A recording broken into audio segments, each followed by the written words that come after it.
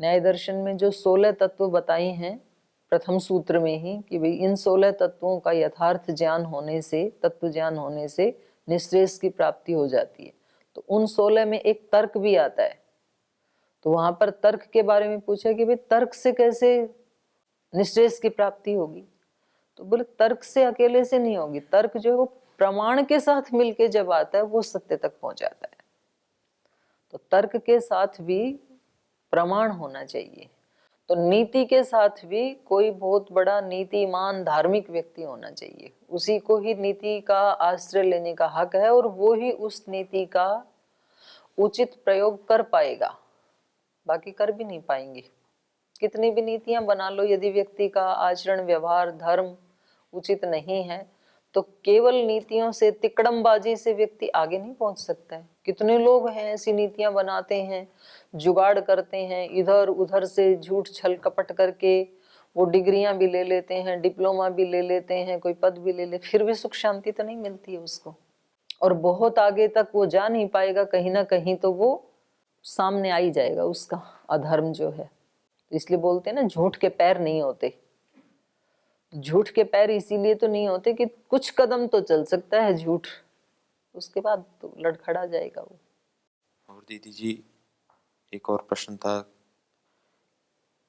एक बार आपने कुछ ही दिन पहले एक कहानी बता रहे थे, कथा या फिर लाइव स्टोरी होगी शायद, संत रैदास के बारे में, संत रैदास जी के बारे में, कि वो ईश्वर पर इतना विश्वास करते थे कि उनकी कठौती में ही गंगा आ गई थी।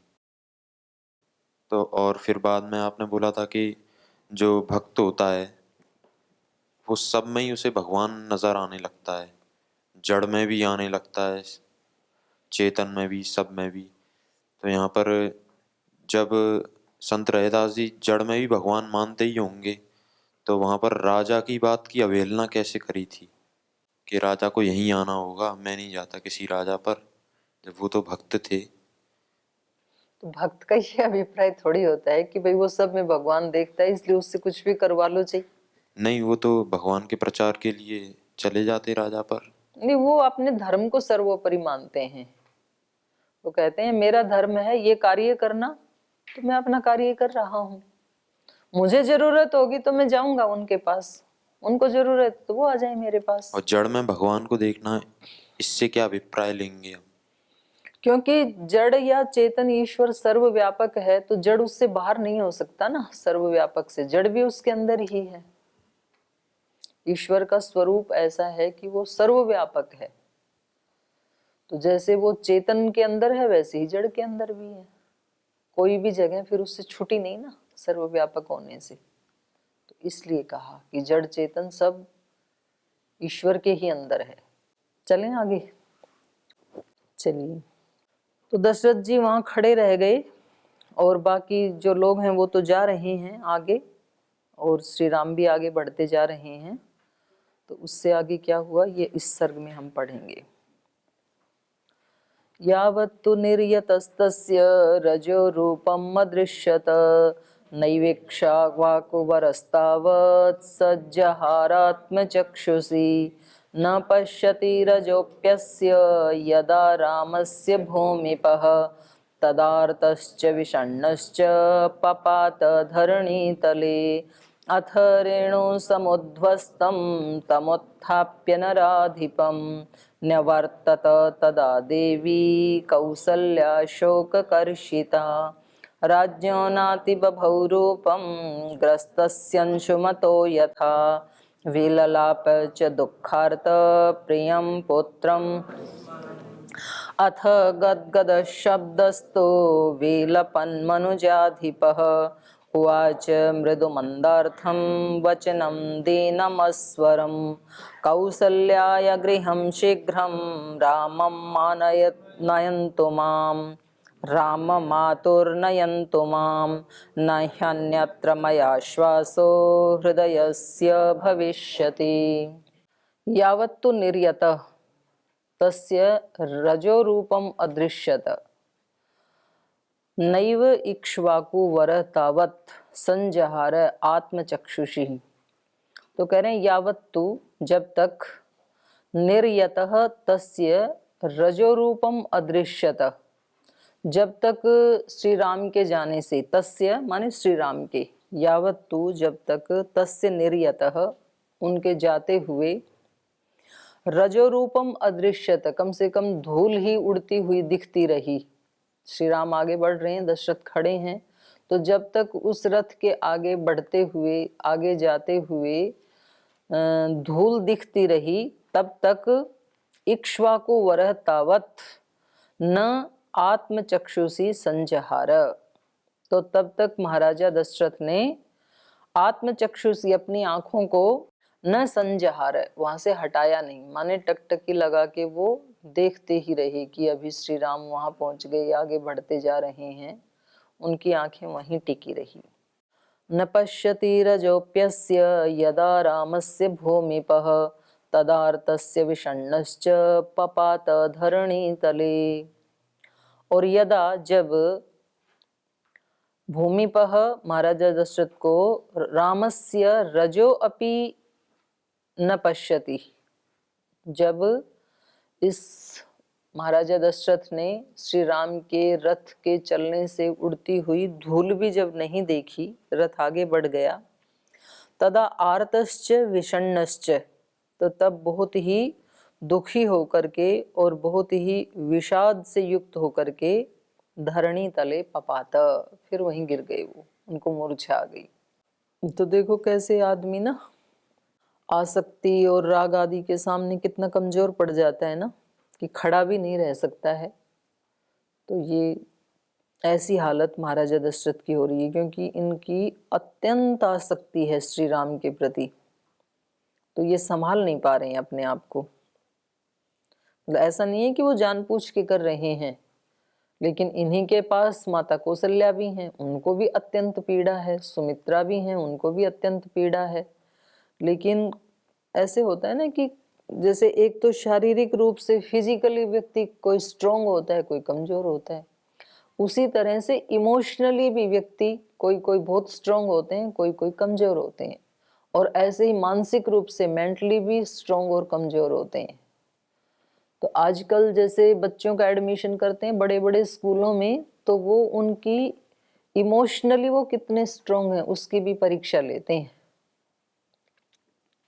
आईक्यू लेवल तो देखते ही देखते हैं, बुद्धि का तो, भावनाओं का कितना उसके अंदर सामर्थ्य है।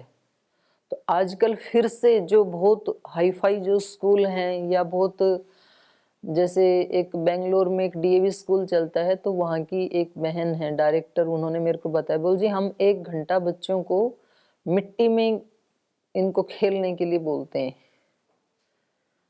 नहीं तो पहले तो ये था ना कि बच्चों को मिट्टी नहीं लगनी चाहिए, तो अब बड़े बड़े स्कूलों में उसके लिए एक्स्ट्रा फीस देनी पड़ती है।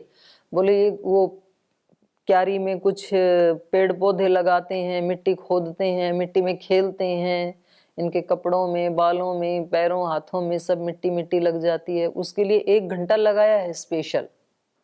फिर कुछ माता पिता आजकल ऐसे डिसीजन लेते हैं कि भाई हमें बच्चों को, नहीं तो पहले ऐसे होता था कि भी बच्चे लौकी नहीं खाते हैं, बच्चे कुछ ऐसी चीजें नहीं खाते हैं जिनसे कि उनको आवश्यक प्रोटीन्स आदि मिले, तो अब बोले जी हम बना के रख देते हैं डाइनिंग टेबल पे।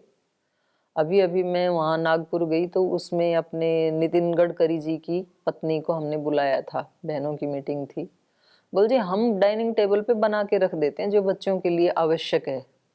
बच्चा 1 दिन नहीं खाता है, 2 दिन नहीं खाता है, तीसरे दिन भूख लगेगी, अपने आप खाएगा।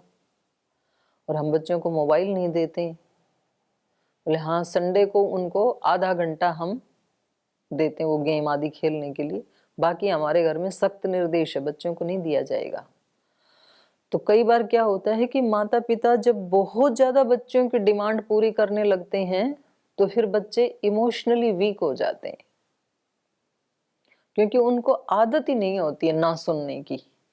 और फिर वो जब किसी कार्य क्षेत्र में जाते हैं तब बड़ी दिक्कत आ जाती है फिर, क्योंकि सारी जिंदगी तो माँ बाप या घर रहेगा नहीं, कहीं ना कहीं कभी ना कभी तो ऐसी परिस्थिति में पाला पड़ेगा कि जब उसकी बात नहीं मानी जाएगी।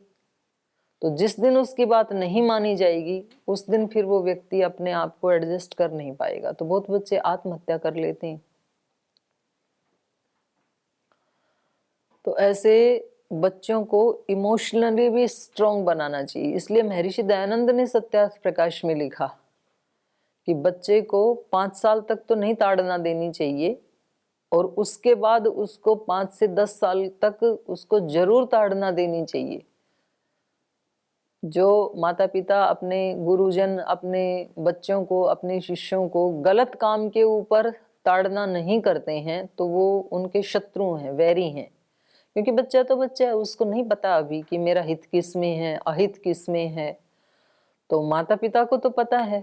तो जब भी बच्चा गलत काम करे जिससे कि उसको जीवन में कठिनाई आएगी, तो वहां उस बच्चे को जरूर टोकना चाहिए और मन में तो प्रीति रखनी चाहिए। तो माता पिता तो ऐसे ही करते हैं। कुछ माता पिता नहीं करते हैं, तो फिर वो क्या करते हैं, वो बच्चे थोड़े बड़े होते हैं, वो पहले तो कुछ खिलौने मांगते थे, कुछ खाने को ऐसे फास्ट फूड मांगते थे, बर्गर पिज्जा क्या क्या मांगते थे, वो देते रहे उनको बना के। फिर थोड़े और बड़े होते हैं तो मोबाइल मांगते हैं, फिर और बड़े होते हैं तो बाइक मांगते हैं, फिर महंगी वाली बाइक मांगते हैं, फिर गाड़ी मांगते हैं, फिर उसको लेके कहीं उल्टी सीधी जगह जाते हैं, फिर किसी नशे में पड़ जाते हैं, फिर पता नहीं कहाँ कहाँ पड़ जाते हैं। और फिर ऐसी स्थिति होती है कि बच्चे का जीवन ही खतरे में आ जाता है, ऐसे ड्रग्स लेने लग जाते हैं। ये बहुत बड़ी संख्या है आज देश में। माता पिता परेशान होते हैं कि जी क्या करें, हम इसकी हर डिमांड पूरी करते चले गए और आज ये एक ही बच्चा है हमारा, ना ये उठता है, ये 8-8 घंटे सोया ही पड़ा रहता है, नशे में रहता है, ना कहीं शादी हुई ना कोई नौकरी। इस हमारे घर का कुल खानदान वंश को चलाने वाला कोई, बहुत परेशान है माता पिता। लेकिन इसमें माता पिता की भी गलती है, क्योंकि जिस दिन उसने कुछ गलत चीज की डिमांड की थी उस दिन माता पिता को टोकना चाहिए था, रोकना चाहिए था। आजकल स्कूलों में भी ऐसा माहौल बन गया। हमने देखा हमारे समय में जब कोई विद्यार्थी काम नहीं करके लाते थे पढ़ाई का, तो गुरुजन हाथ पे डंडे मारते थे। आपके समय में शायद वो हट गया था पिटाई वाला, या कुछ बड़े हो तो रहा होगा कहीं। हाथ में डंडे मारते थे और कोई उनको ये नहीं कह सकता है कि आप क्यों डंडे मार रहे हैं, और फिर वो काम करके लाते थे।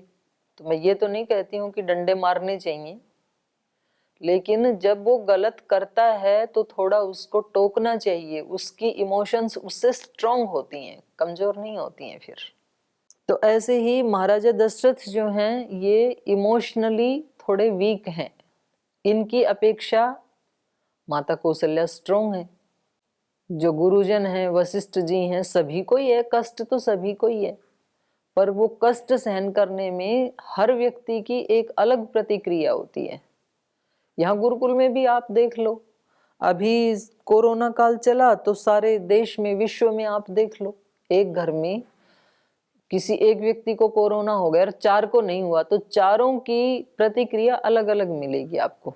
एक व्यक्ति कहेगा कि क्या हो गया, पता नहीं अब क्या होगा। दूसरा कहता है क्यों इतना ज्यादा पैनिक फैला रही हो, ठीक है हो गया तो ठीक हो जाएगा, कोरोनिल खा लेगा। और तीसरा कहता है कि क्या हो गया, क्या डिस्कस हो रहा है। बोले आपको पता ही नहीं। बोले नहीं मुझे तो नहीं पता, ऐसी भी कौन सी ऐसी बड़ी बात हो गई घर में। तो बोले उसके लिए कुछ भी नहीं हुआ, और एक के लिए पूरा पहाड़ ही टूट पड़ा जैसे। तो सबकी अलग अलग प्रतिक्रिया होती है। यहाँ गुरुकुल में भी कोई छोटी मोटी बात हो जाए तो कुछ व्यक्ति बहुत ज्यादा परेशान हो जाते हैं, ऐसे क्यों हुआ। कुछ कहते हैं ठीक है चलता रहता है, ये सब हो जाएगा ठीक। कुछ कहते हैं क्या हो रहा है।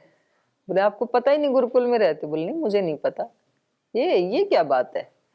उसको कोई फर्क ही नहीं पड़ रहा है, आराम से अपने खा रहा है, पी रहा है, सो रहा है। सबकी इमोशंस अलग अलग होती हैं, इमोशनल पावर अलग होती है। तो कहीं तो प्रभावित होनी चाहिए इमोशंस, वहां भी नहीं होती हैं किसी की, तो ये तो गुण नहीं है। करुणा आदि जैसे कहीं होना चाहिए दिल में, तो करुणा आती नहीं है, तो फिर ये भी ठीक नहीं है। और कहीं बहुत ही ज्यादा भावुक हो जाते हैं, वो भी ठीक नहीं है। तो बैलेंस होना चाहिए भावनाओं का भी। तो महाराजा दशरथ धरणी तले पपात गिर गए, ये पृथ्वी के ऊपर। अथ रेणु समुद्ध्वस्तं तम् उत्थाप्य नराधिपं न्यवर्तत तदा देवी कौसल्या शोककर्षिता।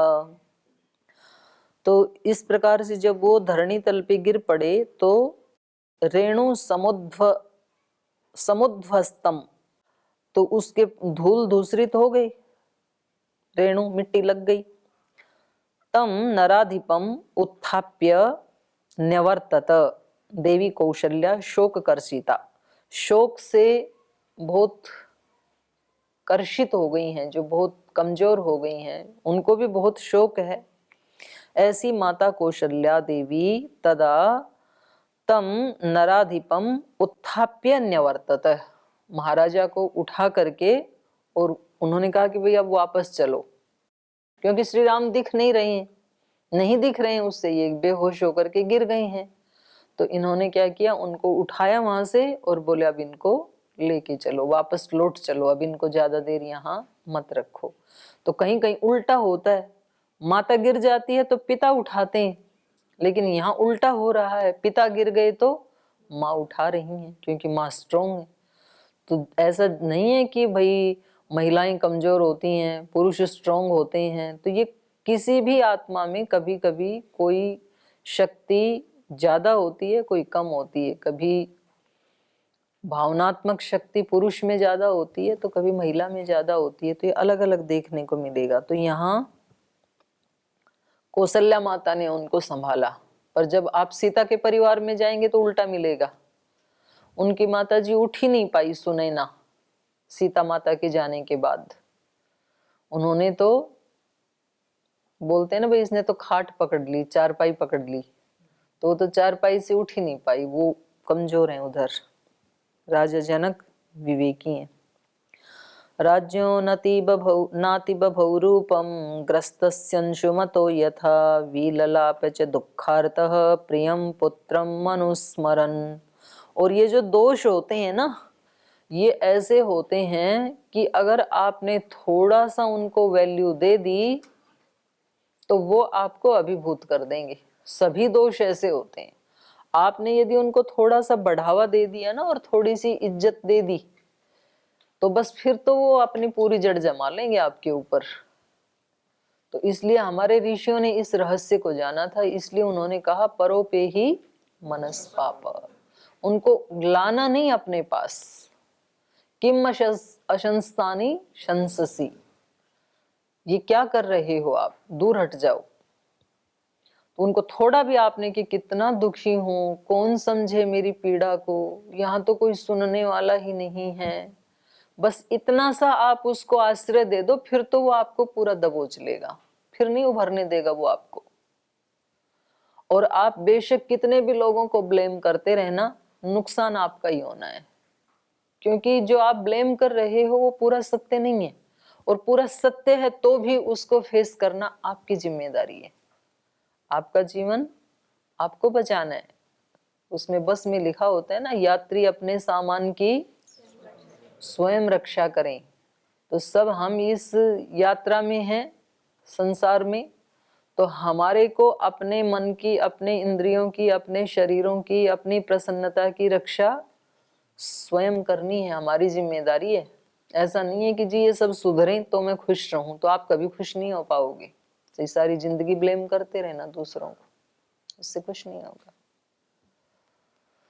तो खुद ही इसको देखना होता है। जी प्रणाम दीदी। दीदी, जो एक घटना अभी चल रही है, इसमें जैसे बार बार ऐसा हमें लग रहा है कि महाराज दशरथ आसक्ति के कारण वो इतने दुखी हैं। लेकिन थोड़ा सा यदि ऐसा देखें कि जो ये घटना घटी, तो माता कौशल्या ने तो जो ऐसा समझा कि चलो मेरे पति का ये दिया हुआ वचन था और उसको निभाना आवश्यक था, इसलिए मुझे तो बस मतलब पति का आदेश समझकर इसका पालन करना है। और राम जी ने भी ऐसा समझा कि पिता का आदेश है, उन्होंने तो मतलब अपने बड़ों का आदेश मानकर उस घटना को ले लिया। लेकिन राजा दशरथ तो ये ऐसा मान रहे हैं ना कि ये जो मैंने वचन दिया उसके कारण से ही सब कुछ हुआ। तो हो सकता है वो अपने आप को दोषी अनुभव कर रहे हो, उसके कारण से बहुत तो ज्यादा है दुखी। ही, ऐसा ही मान रहे हैं, तभी तो इतने दुखी हो रहे हैं। जी। ये तो है ही, उनको ये पता लग ही रहा है कि ये सारा घटनाक्रम मैं मेरे ही कारण हो रहा है, लेकिन मैं भी ऐसा नहीं चाहता हूं ये हो ऐसा, तो वो उसका दुरुपयोग होने के कारण ऐसा हो रहा है और मैं निकल नहीं पा रहा हूं, तो ये तो है ही बिल्कुल। लेकिन ये है कि जब ये है ही तो उसको बहुत दुखी होके भी फेस किया जा सकता है और थोड़ा सा संभल के भी फेस किया जा सकता है। तो ये सबकी अपनी अपनी एक तो सामर्थ्य है, और दूसरा ये इसका आगे पीछे के कर्मों से, कर्म फल से क्या वास्ता है, क्या होना है, तो उसके बारे में तो गहनो कर्मणाम गति, ये भाष्यकार ने, व्यास ऋषि ने कह दिया, तो कोई भी जान नहीं सकता है। क्योंकि ये भी तो हो सकता था कि जैसे सब ने 14 साल वेट किया, ऐसे दशरथ भी तो कर सकते थे ना, तो वो नहीं कर पाए, जीवन ही चला गया। तो चलो उनके साथ तो जो कुछ भी था, उनसे हम ये सीखना चाहते हैं कि जितना संभव हो व्यक्ति को सिचुएशन को संभालने की कोशिश करनी चाहिए, बस इतनी ही बात है। तो बाकी पूरा तो कौन जस्टिफाई कर सकता है किसी के चित्त के बारे में या किसी के कर्म फल व्यवस्था के बारे में, वो तो है ही। तो इन्होंने उनको उठाया और वहां से उनको न्यवर्तत वापस लौट पड़े। राज्यो नाति बभौ रूपम ग्रस्तस्यंशुमतो यथा विललाप च दुःखार्तः प्रियम पुत्रम मनुस्मरन्। तो उस समय राजा न अति बभौ रूपम, उनका जो रूप है, कांति है, वो बनी नहीं रही उस समय। कैसी हो गई? ग्रस्तस्य अंशुमत यथा, अंशुमान चंद्रमा को कहते हैं वैसे तो, इन्होंने हिंदी में सूर्य लिख दिया। अंशु वैसे रश्मि होती है, अंशुमत माने रश्मि वाला, तो दोनों का भी ग्रहण हो सकता है, चंद्रमा का भी हो सकता है, सूर्य का भी हो सकता है, और दोनों को ही ग्रहण लगता है, चंद्रमा को भी और सूर्य को भी। तो जैसे सूर्य चंद्र को ग्रहण लगने पर उनकी कांति वैसी नहीं रहती है, धूमिल हो जाती है ना, और कभी कभी तो पूरा अंधेरा ही हो जाता है ग्रहण लगता है तो ऐसे ही इनके जीवन में भी ये ग्रहण की तरह से ये घटना घटित हुई। तो इनकी जो कांति है वो न अति बभौ, विललापे च दुःखार्त, दुख से आर्त, अत्यंत दुखी, विललाप बहुत विलाप करने लगे। जब उनको होश आया तो प्रियम पुत्रम अनुस्मरन, अपने प्रिय पुत्र को स्मरण करके उनको बहुत दुख हुआ, बहुत विलाप करने लगे वो। तो बस महाराजा दशरथ दो ही काम करते हैं, या तो बेहोश हो जाते हैं बेचारे, और या तो होश आता है तो श्री राम को स्मरण करते हैं। तो उभर नहीं पा रहे हैं। लेकिन अथ गद्गद शब्दस्तु विलपन् मनुजाधिपः उवाच मृदु मंदार्थम वचनम दीनमस्वरम। तो जब इनकी ये अवस्था हो रही है, अपने पुत्र को स्मरण करते हुए बहुत विलाप कर रहे हैं, तो उन्होंने गदगद स्वर में विलाप करते हुए मनुजाधिपः, महाराजा दशरथ ने ये वचन कहे।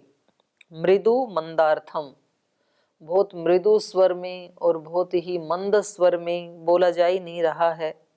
दीनम अस्वरम वचनम उवाच, बहुत दीनता से युक्त और जिसमें कोई स्वर नहीं है, बहुत मंद स्वर से, धीरे से, बस बड़ी हिम्मत करके उन्होंने ये शब्द कहे। कौसल्याया गृहं शीघ्रं राम मातुर्नयन्तु मां न ह्यन्यत्र मया श्वासो हृदयस्य भविष्यति। तो बहुत, क्योंकि ज्यादा समय ये कई के ही महल में रहते थे, तो इन्होंने सोचा कि कभी अब दोबारा कोई मेरे को वहां ना लेके जाए, तो इसलिए इन्होंने बहुत हिम्मत करके मंद स्वर में और बहुत दीन स्वर में ये कहा कि मुझे शीघ्रम शीघ्रम माम राम मातु कौसल्याया गृहम नयंतु, मेरे को जल्दी से अब आप कृपा करके राम की माता कौसल्या के भवन में ले चलो। न ही अन्यत्र मया श्वासो हृदयस्य भविष्यति, क्योंकि अब उस स्थान के अलावा किसी दूसरे स्थान पर मेरे हृदय को शांति नहीं मिल सकती है।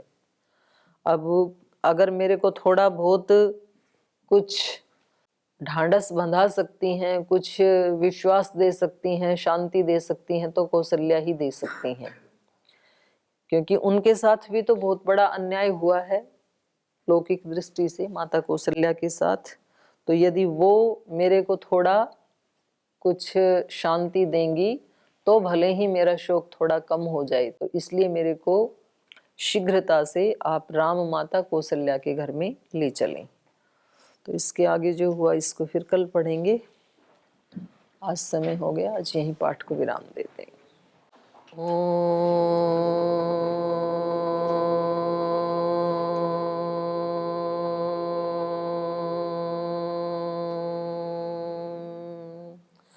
शांति शांति शांति। श्री गुरु